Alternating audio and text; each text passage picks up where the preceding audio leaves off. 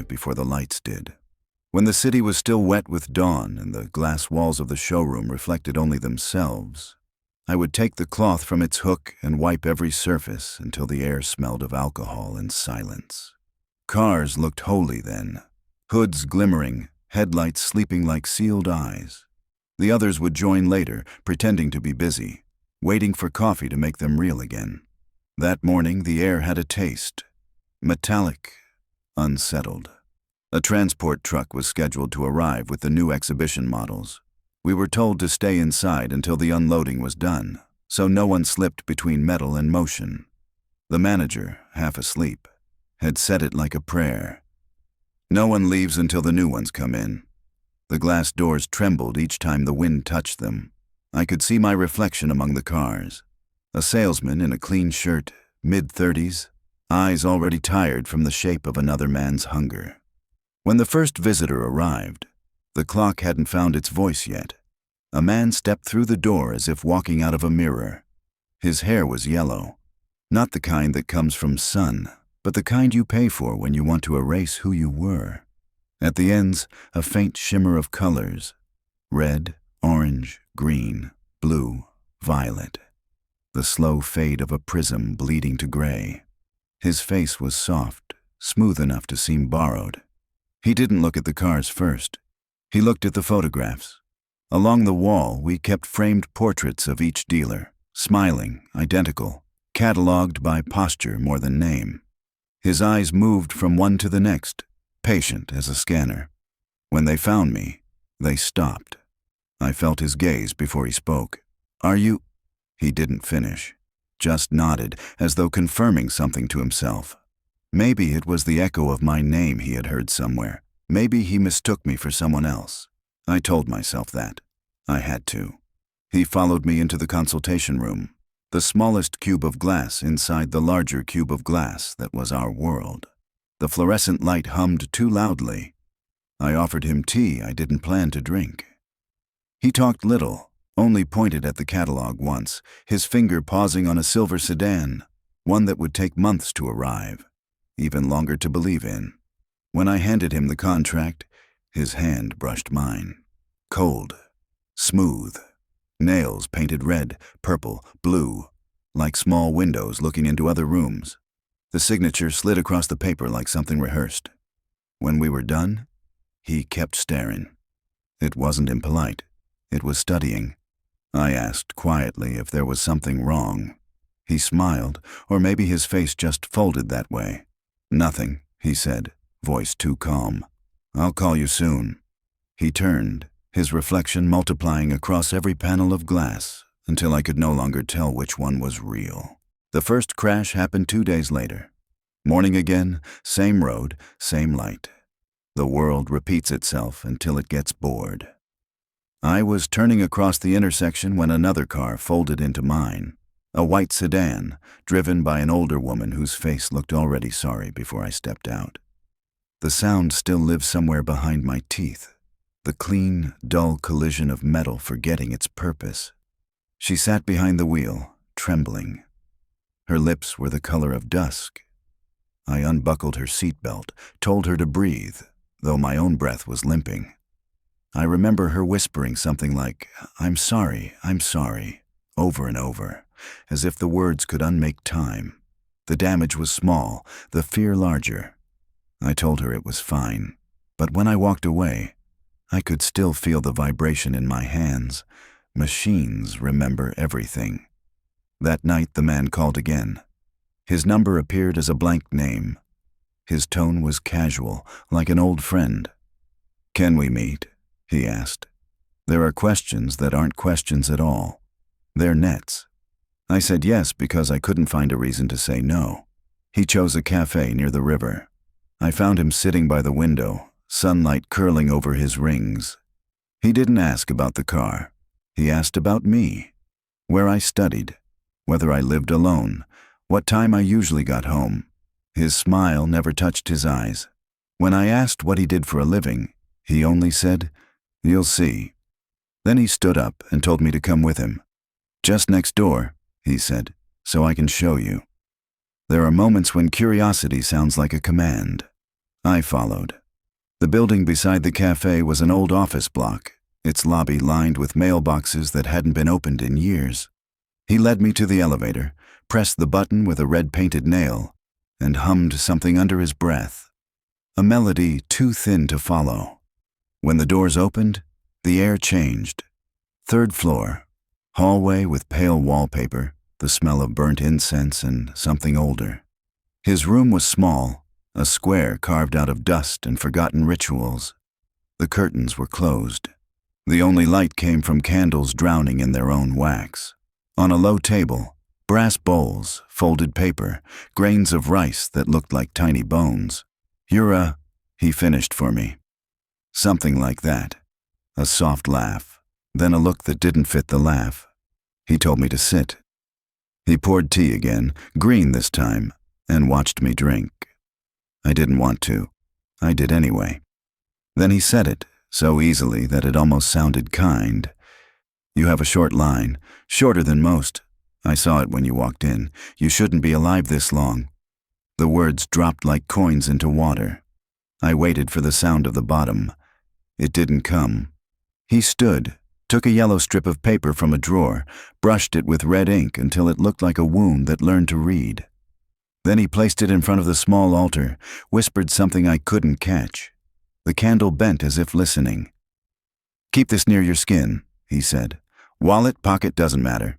It's to remind you that someone noticed his tone was final, like a doctor giving results." I thanked him because that's what you do when you don't know what else to do.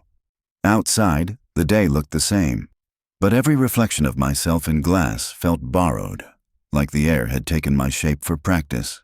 2 days after that, the second crash came. A test drive vehicle loaned by the company. Different car, same angle of impact, same sound.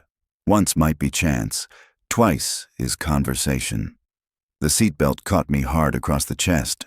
My breath left, came back crooked.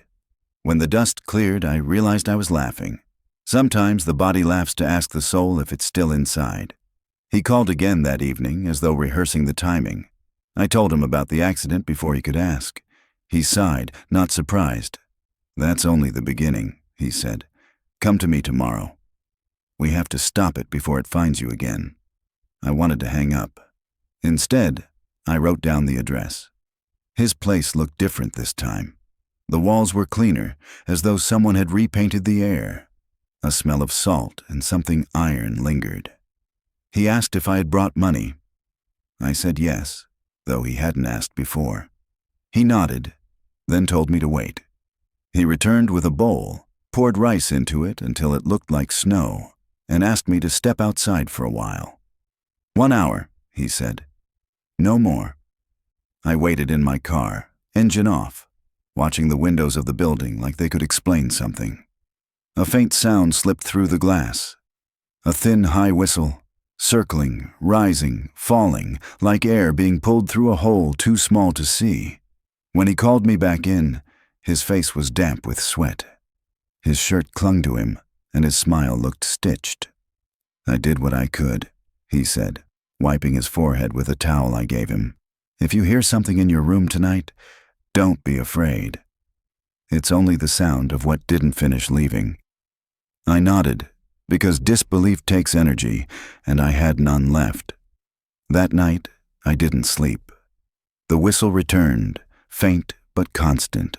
Not from outside, not from the ceiling, not from any direction that had logic.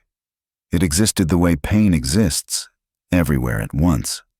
When I turned off the lights, it grew clearer, tracing circles in the dark. I covered my ears, but it stayed. It wasn't sound anymore. It was presence. I thought about calling my sister. We hadn't spoken in years. Something about inheritance, about the land our father gave before dying, about who deserved what. She had become a shaman, against everyone's will. The word still tasted like embarrassment in my mouth. But I called anyway. Her voice came small through the line, half surprised, half prepared. "Appa?" I told her everything, or almost everything. The man, the charm, the crashes, the sound that wouldn't stop. She listened quietly, then said, "He's not one of us." Her certainty cut through me like clean light. If he were, I'd know. We all would. Some people wear belief like costume, but the gods don't recognize fabric. I asked her what I should do. She told me to come. The road to her town was long, a slow dissolve of city into mountain. Each tunnel felt like inhaling a deeper night. When I arrived, her house looked smaller than memory. The air smelled of ash and mugwort. She met me at the door with a half smile. "You look thinner." Inside, the room was filled with statues facing away from each other, as if they had argued long ago. She told me to sit. The ritual was short. When it was done, she said, "You have nothing on you? No ghost, no debt. Just fear that borrowed a voice. But fear isn't that simple." When I left her house, the whistle followed. I didn't see him again for several weeks. Or maybe I did. Some nights I'd pass a window and catch a reflection wearing his colors, hair lit like an old flame, eyes small as coins. Other nights, the whistle would return, soft as breath on glass. I told myself it was wind. Wind never answered back. And yet, when the phone rang again, I already knew who it was. The voice on the phone carried no weight, as if made from the same air that never learned to stay still. "You should come tonight," he said. "It's already moving toward you." I didn't ask what it was. The question had already been answered somewhere in my bones. By then, my apartment had begun to shift. Objects seemed slightly misplaced each morning. A cup angled differently, a door left ajar when I remembered it closed. Small disobediences. Sometimes the whistle came before sleep, circling above the ceiling like a fly that couldn't die. Other times it whispered through the gaps of silence itself. I had started leaving the lights on. Darkness felt like an invitation. Light, at least, was honest about what it couldn't hide. When I arrived at his building again, the street had emptied. The sign above the door was unlit, but the door was open, as though the building had been expecting me. The elevator swallowed me whole, its old cables breathing somewhere above. Third floor again. This time, the hallway smelled of wax and something wet beneath it. He was waiting by the door, dressed in gray from collar to wrist, his smile pale as paper. "Come in," he said, and the words felt rehearsed. The room was colder. The candles were gone. In their place stood bowls of water, each with a piece of white cloth floating on top like a drowned face.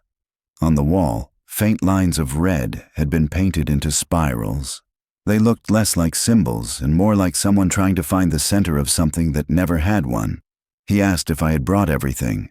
"Yes," I said, though I didn't know what everything meant anymore. "Good," he replied. "Then we can start." He motioned for me to sit. The table was covered with a white sheet. Too clean, too deliberate. He brought out a bowl of uncooked rice, poured it slowly until it formed a small hill, and placed it at the edge of the table. Then he began writing something on a large sheet of paper. The brush moved like an animal trapped inside its own skin. "Write your numbers," he said.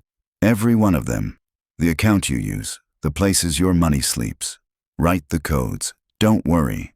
This is not for me." The pen shook slightly in my hand. I could hear my pulse inside the sound of the ink. I wrote because saying no had already become impossible. He didn't touch the paper, just nodded. "Fold it," he said. "Keep it with you." Not for long, then he disappeared into the back room. I heard drawers open, water being poured, a soft sound like someone speaking through fabric. Time became something without edges. I don't know how long I sat there before he returned, wiping his forehead again, face wet as before. "I've done what I can," he murmured. "If you hear the sound again, don't look for where it comes from. It's not there anymore."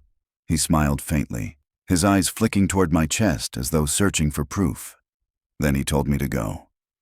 Outside, the air felt heavier. I walked to my car, sat inside with the engine off, and stared at the windows of his apartment. The third one from the left glowed faintly. For a moment, I thought I saw movement, a figure bending, lifting something, a hand brushing against the glass from the inside. Then the light went out. At home, the whistle was waiting. It began in the same place. The moment I lay down, the room holding its breath. A single note at first, thin enough to mistake for electricity. Then it grew, circling faster, a coil tightening above my head. I turned on the lights. The sound stayed. I turned off the refrigerator, the fan, the wall clock. It stayed. When I covered my ears, it found another way in. I walked from room to room. It followed. Not louder, not softer, simply there, like air rearranged into something alive. I spoke aloud once, just to prove I still had a voice. Stop. It didn't. By morning I felt hollow. I called my sister again. Her voice came through the static, firm but soft. You went back to him, she said, though I hadn't told her. How do you? Don't ask. Just tell me what he gave you. I described the rice, the paper, the folded sheet still tucked inside my jacket pocket. I could hear her breathing grow sharper. Burn it, she said. What? Now. Burn it and throw the ashes into moving water, not the sink. Outside, her tone left no space for hesitation. I unfolded the paper. The ink looked fresher than it should have.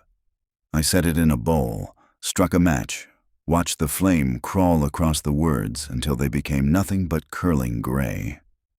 The smell filled the room, bitter and metallic, like blood warmed too long. When the last piece turned to ash, I felt something shift. Not relief, just a slight slackening of the air. The whistle didn't come that night, but silence has its own noise. It waited, patient. Days passed without color. Work resumed, but I was elsewhere. The others joked, called me lucky for surviving 2 crashes. I smiled at the right times. I didn't tell them that every time I passed a showroom window, my reflection blinked slower than I did. One evening, as I locked up, the lights flickered. Through the glass doors across the parking lot, I saw someone standing, too still to be ordinary. Same height, same hair, same streaks of fading color at the ends. I blinked, and the figure was gone. Only the faint afterimage of a shadow remained on the wet pavement, shaped like a man who'd never learned to leave properly. My sister called again that night. She said she had been dreaming of rivers. In the dream, she told me, you're always standing on the wrong side. I didn't know what to say. Dreams are her language, not mine. Before hanging up, she said, if the sound returns, don't fight it. Fighting gives it shape. I thanked her and didn't tell her that the sound had already come back. It began softer this time, as if trying not to wake me. A thread of air wound tight through the walls, humming against the veins of the building. I lay still, eyes open, counting my heartbeat between each rise of the sound. Something pressed gently against my chest. A weight without form. Not pain, not touch. I sat up. The room seemed thinner. The window across from my bed reflected the faint glow of the street lamp outside. For a moment, I thought I saw movement behind the glass, as though someone was standing there, inside the reflection, watching. When I turned on the light, it vanished. By then, sleep had become an act of faith. Each night I told myself, 1 more hour, 1 more breath. Morning would come and prove everything ordinary again. But morning never did what it promised. A week later, I received another call. His voice again. You didn't finish, he said. My throat tightened. Finish what? The exchange. There was a pause, long enough to hear him breathe. Meet me one last time, he said. After that, you'll sleep again. The line went dead. I stared at the phone until the screen dimmed. Outside, the city continued without me, indifferent. I could almost hear the whistle moving between the wires. I told my sister. Her silence on the other end said more than words could. Finally, she whispered, "Don't go." But fear disguises itself as logic. I told her I just wanted to end it. She didn't argue. She only said, "If you don't call me by tomorrow morning, I'll come find you." That night, I prepared. I packed nothing but the charm, the burnt paper's ashes sealed in a small plastic bag, and the whistle still hiding somewhere in my head. Before leaving, I looked at my apartment one last time. The faint smudge on the glass, the rice grains that had rolled under the table and turned yellow with age. I almost said goodbye to them. The streets were empty. I drove without music. At every red light, I thought I saw him in the corner of my eye, standing on the sidewalk, head tilted, watching. By the time I reached his building, the sky had lost its color. He was waiting by the door, as though he'd never moved. His smile was smaller now, strained. The rings on his fingers caught the hallway light, flashing red. "You came," he said. "Let's finish it," I replied. He led me inside. The apartment had changed again. The walls were covered with black foam, thick panels absorbing sound, drinking it whole. The floor was bare except for a single chair in the center and a low table beside it. "Sit," he said. I obeyed. He closed the door. The air turned dense, as if the room itself had lungs. "I'll guide you," he whispered. "Don't open your eyes." His palm touched the top of my head. For a while, there was only the rhythm of breathing. Then words, not language, just sound, began to vibrate through his throat. I couldn't tell if he was praying or remembering. My eyes stayed closed. My hands, however, trembled against my knees. Somewhere in the room, something moved. A soft drag of fabric against the floor. Then silence. Then again. I wanted to open my eyes. I didn't. Then the whistle came back, louder than ever, circling the room, trapped between the walls. It grew and grew until it wasn't sound anymore, but pressure, a scream without origin. I heard him shift behind me, felt the air change. And then came movement, a sound that wasn't sound at all, more like pressure shifting inside bone. I opened my eyes, though I wasn't supposed to. He stood over me, both hands wrapped around something blunt and gray. A mallet. Rubber, at least in the kind sold for safety. Yet the look of it suggested something older, something made to remember. His eyes were calm, detached, as if performing a familiar gesture. There was no anger in him, and that absence made the air collapse inward. The first swing came slow, heavy enough to move the light. Instinct forced me sideways. The mallet struck the chair instead. The sound it made didn't belong in that room. It had nowhere to go, so it folded back into itself, trapped inside the foam. I felt the sting in my shoulder, the quick heat of torn muscle. He exhaled through his nose, patient, almost disappointed. "Don't move," he said softly. But it wasn't a warning. It was a hope. I stumbled backward, knocking over the small table. The bowl fell, scattering rice across the floor. The white grains rolled into corners, tiny moons against the dark. He came forward again, the mallet hanging at his side. The silence in that room was absolute. No echo, no outside world. Only the sound of skin brushing air. Even my breathing felt stolen. When he swung again, I ducked low, the mallet slicing just above my ear. The foam panels shivered, releasing a fine dust that clung to the sweat on my neck. I tried to scream, but the room swallowed it whole. My throat produced the shape of sound, yet nothing left. Panic is useless in a vacuum. It becomes a ritual, fast, circular, self-eating. I moved for the door. My hands found the seam. The lock was old, maybe ornamental, maybe deliberate. Behind me, he whispered something that bent the air. I turned just in time to see his mouth forming a word that didn't belong to any language I knew. The mallet rose again, the rubber skin trembling, eager. I kicked, once, twice. The foam tore under my foot, peeling from the wall like a wound refusing to close. Light leaked in, thin, trembling. He shouted then, finally human, voice cracking, "Stop!" But it was too late. The seam gave way. The door split. I fell forward into the corridor, my knees striking the floor tiles, breath exploding back into sound, and sound itself, real sound, flooded me, Footsteps above, traffic far below, the vibration of living air. I crawled, the hallway blurred, every wall identical, doors without numbers, a single red bulb pulsing somewhere at the end. Behind me, the door opened again. He didn't run. His voice followed instead, low and coaxing. "You're ruining everything." His tone wasn't angry. It was afraid. Came movement. A sound that wasn't sound at all, more like pressure shifting inside bone. I opened my eyes, though I wasn't supposed to. He stood over me, both hands wrapped around something blunt and gray. A mallet. Rubber, at least in the kind sold for safety. Yet the look of it suggested something older, something made to remember. His eyes were calm, detached, as if performing a familiar gesture.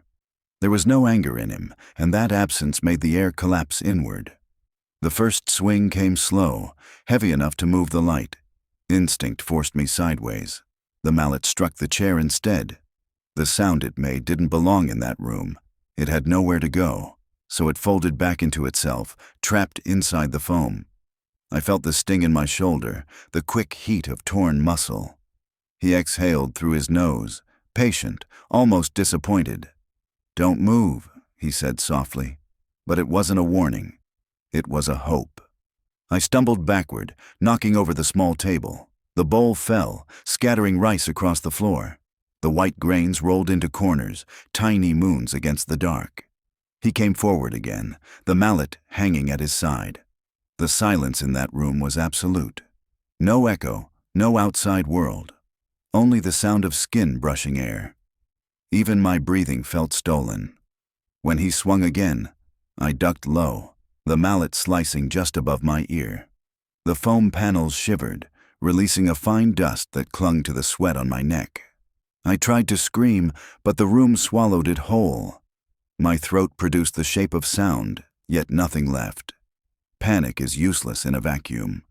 It becomes a ritual, fast, circular, self-eating. I moved for the door. My hands found the seam. The lock was old, maybe ornamental, maybe deliberate.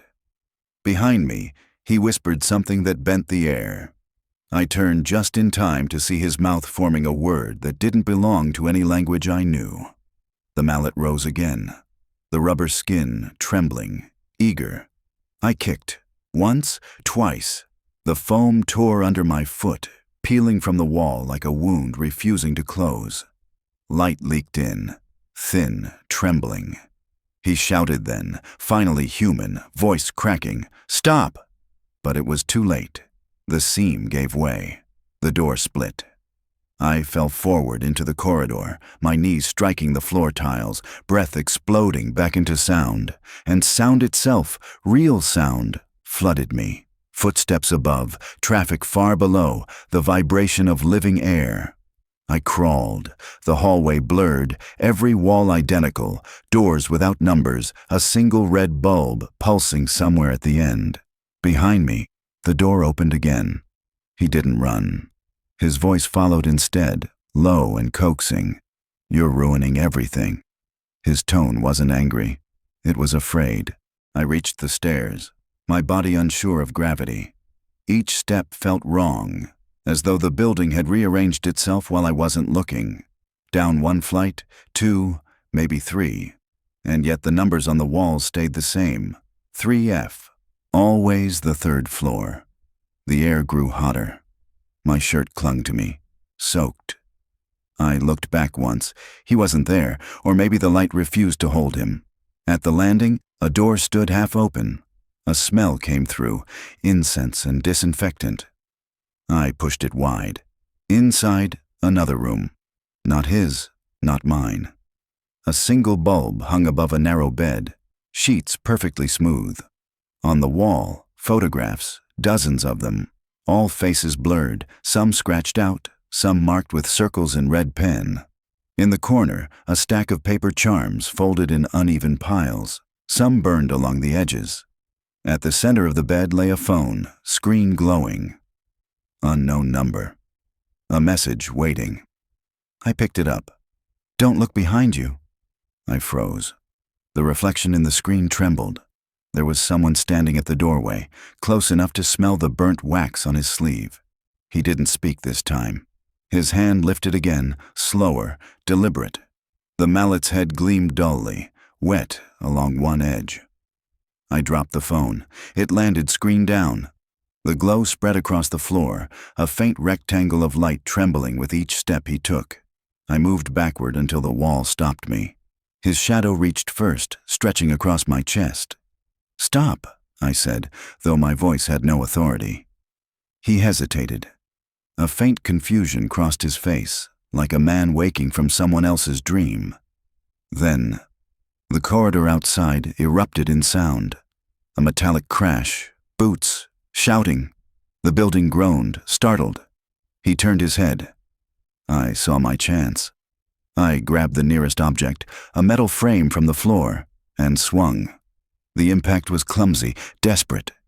The mallet slipped from his grip, bounced once, rolled beneath the bed. He staggered. The light flickered.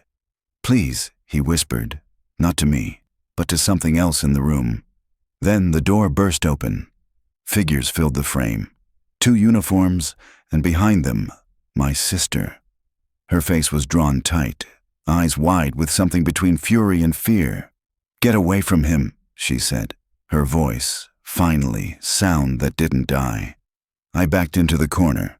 He stood there, motionless, as if the air had pinned him in place. One of the officers moved forward, hand outstretched. The man smiled faintly. "You shouldn't have come," he said. Then he collapsed. No struggle, no cry, just a slow folding, like a tent losing its shape. When they checked, he was still breathing, barely. The mallet was retrieved, bagged, the room photographed. My sister took my hand, led me out. The corridor lights blinked overhead, stuttering as though the building itself was deciding whether to keep us. Outside, the night air hit like water. The city smelled different, cleaner, crueler. She said nothing until we reached her car. "You shouldn't have gone back," she whispered. I wanted to answer, but words felt heavy, misplaced. The sirens behind us began to fade. Somewhere high above, a single window still glowed, the one we had left. Later at the station, the questions came. Who was he? How long had I known him? Why did I follow him? I gave the answers they wanted. Half-truths are easier to catalog. They said he had several names, none real. Said he had taken money from others, promised rituals, promised safety. Said I was lucky to be alive. Lucky. The word felt foreign. They released me before dawn. My sister drove me home, her hands tight around the wheel. Neither of us spoke. When we arrived, she said she would stay the night. I told her no. She insisted. I didn't argue. Morning came slow. Through curtains I didn't remember closing. She was already awake, sitting by the window, watching the street below. "He's not done," she said quietly. Her eyes didn't leave the glass. I asked what she meant. She pointed. Across the street, a car sat idling. Dark windows, engine humming. I could see the faint shimmer of hair behind the glass, yellow, fading at the ends. Then the engine cut off. The car door opened. No one stepped out. We watched until the sun erased the shadow of it. When we looked again, the street was empty. That day, I quit the dealership. The manager didn't ask why. He only said, "You've seen enough," and handed me a form to sign. I walked out carrying nothing. The sky above the glass walls reflected every car I'd ever sold, bright, silent, perfectly still. In each reflection, someone else was standing where I should have been. That night, I couldn't sleep. The apartment was too quiet, too balanced. Even silence has shape, and this one felt rehearsed. I went to the bathroom, splashed water on my face, looked into the mirror. For a moment, I saw him, not as a reflection, but as a faint afterimage hovering just behind my own. Eyes open, unblinking, patient. The whistle started again, faint at first, not in the walls, not in the air. Inside. It circled once, twice, Then it stopped, abrupt, final. The silence that followed felt wrong, as if something had ended before it should. I left the lights on. I sat by the window until dawn. The street remained empty, yet I couldn't shake the feeling that the building across the way was watching me back. Somewhere in the dark, a faint rustle, the sound of rice grains shifting against wood. I closed my eyes. The whistle didn't return that night. But sometimes silence is just a breath being held. At the station, I signed papers until my hand shook. The detective across from me spoke in a flat tone, the kind used when someone already knows the ending. "So you went willingly to his office?" "Yes." "And he attacked you with this?" He gestured toward a clear plastic bag holding the mallet. "Yes." "You didn't know his real name?" "No. He introduced himself as Kim." "Kim what?" "Just Kim." He sighed, capped his pen, and said nothing for a while. The silence between questions was its own kind of interrogation. They showed me photos. The apartment hallway, the soundproof room, the foam walls, the scattered rice. Each picture looked clinical, ordinary. If I hadn't been there, I could have mistaken it for a construction site. "Your sister called us," the detective said finally. "She said she had a dream about you." I almost laughed. "She's not the dreaming type," I said. He didn't smile. We checked the call log. "She made 19 calls to you that night before she reported." 19. I had silenced my phone after the first. He closed the folder. "You're lucky she did." That word again. Lucky. It felt like something they said to close a file, not to describe a life. When I left the station, the street was still gray, half asleep. My sister waited outside, leaning against her car. She had her hands buried in her coat, her face pale in the early light. "Let's just go," she said. Neither of us spoke on the drive. At one point she reached to turn on the radio, then stopped halfway. The silence felt safer. When we got to her apartment, she handed me a folded towel. "You're staying here tonight." I didn't argue. That night I lay on her couch staring at the ceiling. The faint hum of the refrigerator became the rhythm of breathing. Every sound made me flinch. A pipe knocking, a neighbor's step, the wind pressing against the balcony door. Sleep came in bursts. Each time I closed my eyes, I saw the shape of that room, the mallet rising, the face expressionless. I woke twice with my hands raised, ready to block something that wasn't there. By morning, I decided to file for relocation. The next week was paperwork and waiting. The police called twice, once to confirm statements, once to update me on the suspect. "He's in custody," they said, "charged with attempted murder, fraud, and unlawful confinement." I asked if there were others. "There might be," the officer said. "We're checking his accounts." Some of his clients transferred money right before disappearing. That sentence stayed with me longer than it should have. I went back to my apartment once, escorted by an officer, to collect belongings. The door still bore the scratch where the lock had been forced. Inside, the air was stale, heavy with dust and something chemical. On the counter sat the same paper charm he had given me months before, brittle, faded, untouched. I thought about throwing it away, but part of me hesitated. Not because I believed in it, but because I didn't trust coincidence anymore. I sealed it in a plastic bag and left it in the drawer. News broke 2 days later. Headlines called him the ritual swindler. They mentioned other victims, mostly women, a few men, all lured through spiritual consultations.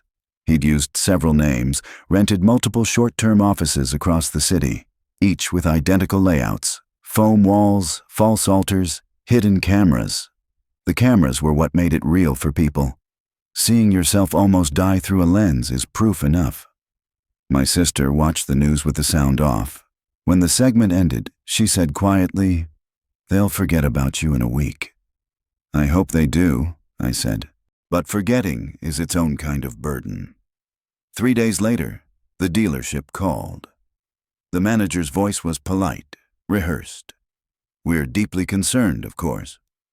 But you understand how sensitive these matters are for the brand. Perhaps it's best if you take some time off." He didn't say it, but the message was clear. They didn't want a salesman who had been on the evening news. I agreed to resign. It felt easier than explaining anything. When I went to clear my desk, the showroom lights were too bright. Every surface gleamed. Customers moved between cars, unaware that one of their salesmen had nearly been killed 2 kilometers away. I left the keys, my ID badge, and a thank you note on the desk. No one stopped me. Days blurred. Morning coffee tasted of metal. Night felt longer than it should. I tried to volunteer at a local shelter, anything that made me feel useful again. But each time someone raised their hand too fast, I flinched. Once, a coworker dropped a wrench, and the sound brought bile to my throat. The therapist the police recommended called it post-traumatic hypervigilance. I called it staying alive. I kept a small notebook, writing down every strange noise, every unfamiliar car parked near the building. Most were nothing. But one evening, when I returned home from a grocery run, a black sedan sat across the street, engine idling, windows tinted. The same kind of car. I waited at the door, watching. After a minute, it pulled away. No plates I could read, no movement inside. I told myself it was paranoia, but when I checked the security camera footage the next day, the timestamp froze for exactly 10 minutes at the hour I'd seen it. No video, no data. The technician said it was probably a system error. Probably. 2 weeks later, the detective called again. They were still piecing together the suspect's financial trail. Several accounts were in names that weren't his, but one had my signature. "How's that possible?" I asked. "Forgery, maybe." "We're looking into it." They asked if I still had the paper with my bank information. I told them I didn't. It had been taken as evidence. He paused. Then it might have been duplicated before we arrived. That night I went through every envelope in my apartment, every drawer, every receipt. I found nothing missing, but the emptiness itself felt wrong, too clean. When I checked my account balance, everything was still there. Still, I moved the funds to a new bank the next morning. It wasn't about money anymore. It was about control. Months passed. The trial began quietly, streamed only through legal feeds. He appeared thinner, older, unshaven. When they asked for his statement, he said one thing: "I just wanted to help people." He didn't look at me once. The court sentenced him to 12 years, no appeal, no reaction. Reporters called, wanting interviews. I refused them all. One night, long after the verdict, my sister and I met for dinner. She looked better, less tense, almost light. "Feels over now," she said. I nodded. Almost. We walked back to our cars in silence. Before we parted, she said, "You should move again." Just in case I smiled. "You still see things I don't?" "Not things," she said. "People." We laughed, awkwardly. Back home, I turned on the news. Another headline: "Ex-dealer testifies in cult-related fraud case." Different city, same pattern, rooms, charms, promises. I turned off the TV. My phone buzzed once, a private number. No message this time. Just a blank screen that stayed lit longer than usual before dimming. Outside, the street was quiet. In the faint reflection of the window, I looked older, thinner, someone else entirely. Maybe that's what survival does. It doesn't save you, it just replaces you with someone who can live with it. I closed the curtains and sat in the dark, listening. No whistles, no voices, only the steady hum of the city, ordinary and endless. The months after the trial were the kind that dissolve quietly. No noise, no message, only routines that felt borrowed from someone steadier. I rented a smaller apartment on the edge of the city, a place with fewer mirrors, thicker curtains, a lock that clicked twice. The landlord asked nothing. Cash payment kept him polite. At first, the silence felt clean. Then it began to stretch. Every sound carried its own shadow. Footsteps above, a tap dripping once, the heater sighing. I wrote them down in the notebook I still kept beside the bed, not out of fear, but discipline. Recording meant control. Work came slowly. A small garage offered part-time inventory work, counting parts instead of people. Metal shelves, oil smell, no customers asking for faith. It suited me. Most days ended before dark. I'd walk home, buy noodles from the corner shop, and eat by the window. Across the street was a print shop that closed at 8. Its sign flickered red for an hour afterward, blinking like a heart that refused to stop. Weeks turned into the kind of time that has no events. My sister visited once a month. She brought fruit, left early, always checking the locks before she went. We didn't talk about him, or the trial, or the word lucky. Instead, we talked about groceries, weather, anything with edges. One evening in early winter, I found a small envelope under my door. No return address, no name, just a folded note inside. You forgot something. The handwriting was neat, unfamiliar. Nothing else. I turned it over twice, then left it on the counter. The next morning it was gone. Maybe I moved it half asleep. Maybe I didn't. Either way, I bought a new lock that afternoon. By January, I'd started sleeping again, lightly but enough to dream. Dreams came practical now. Misplaced keys, missed trains, unfinished forms. The mind filing its own paperwork. Then, one night, the dream changed.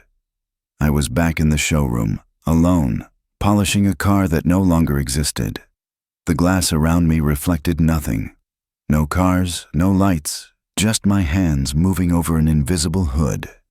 When I woke, the air was still ringing, as if the room had been waiting for the rest of the sound. I sat up. Everything was ordinary. The clock at 3:47, the hum of the fridge. Yet there was a faint tone underneath it all. Not a whistle, not quite. More like memory rehearsing itself. It faded as I stood. Maybe blood in my ears, maybe the heating pipe. I didn't check. The next morning, a letter arrived from the detective. Formal closing statement, final evidence notice. The seized objects would be archived. The mallet, the foam, the photographs. Destroyed after case retention period. At the bottom, a note handwritten in the margin. If you ever remember something new, call me directly. I folded the letter and put it in the drawer with the rest of the paperwork. The drawer closed with a sound that felt like punctuation. That night, my sister called. She'd moved north for work, a coastal town where salt hung in every breath. Her voice carried wind through the line. She asked if I still heard it. I told her no. She was quiet for a while, then said, "Good. Some echoes learn where they're not wanted." Before hanging up, she added, "Keep your window open sometimes." Houses need to breathe. I did. The city air crept in, cold and harmless. Far below, a siren wailed once, the way cities remind you they're still alive. I sat by the window, notebook open, pen resting on a blank page. For the first time, there was nothing to record. Just the small hum of the streetlights and the faint buzz of their wires, steady, human. Outside, a delivery truck passed. Its brakes hissed, a soft descending note, almost a whistle. I didn't flinch. The sound faded, folded into traffic, gone before I could name it. I closed the notebook, turned off the light, and let the dark find its shape. Some stories end when the noise stops. Mine ends here, in the quiet that stayed. If you liked today's story, please press like and subscribe.